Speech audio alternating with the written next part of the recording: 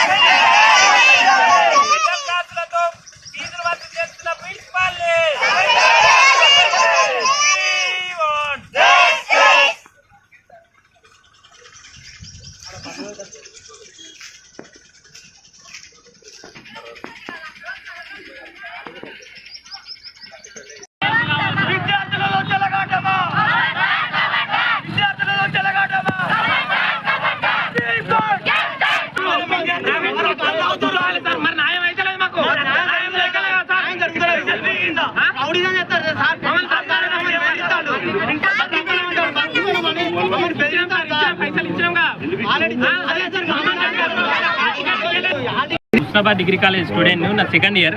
ఈ 500 ఎందుకు వసూలు చేస్తారు సార్ అని అడిగితే యూనివర్సిటీ కట్టాలని ఒక మాట చెప్పిండు. దాని తర్వాత ఎక్కడ కూడా ఏ యూనివర్సిటీలో కూడా డబ్బులు కలెక్ట్ చేస్తలేవు సార్ అని అంటే గవర్నమెంట్ కట్టాలని చెప్పి గవర్నమెంట్ ఎక్కడి నుంచి నోటిఫికేషన్ ఎక్కడి నుంచి వచ్చిందా సార్? ఇక్కడ ఏ